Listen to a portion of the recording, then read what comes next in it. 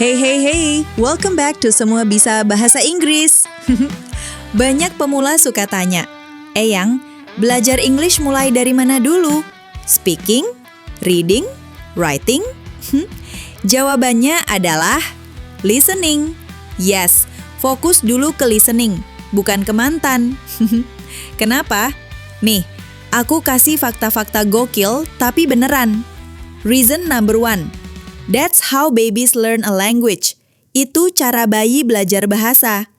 Bayi tuh nggak lahir-lahir langsung bisa nulis caption galau di Instagram. Dia dengerin dulu, baru ngomong. Jadi kalau mau pinter English, telinga dulu yang kerja, bukan tangan update status.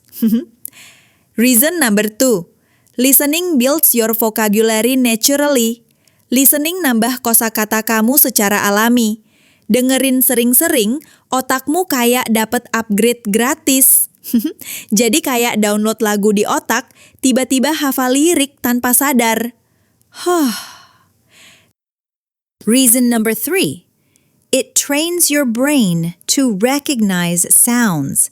Melatih otak ngenalin bunyi bahasa.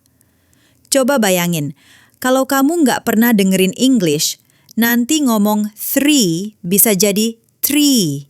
Atau lebih parah, jadi teri. Reason number 4.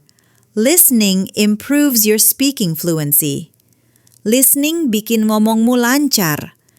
Karena kalau sering dengerin native, kamu bisa tiru intonasi. Jadi ngomongnya nggak kayak robot Google Translate.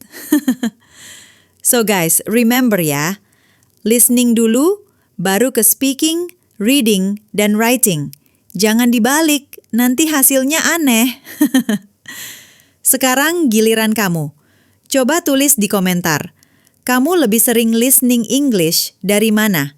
Film, lagu, atau curhat sama AI?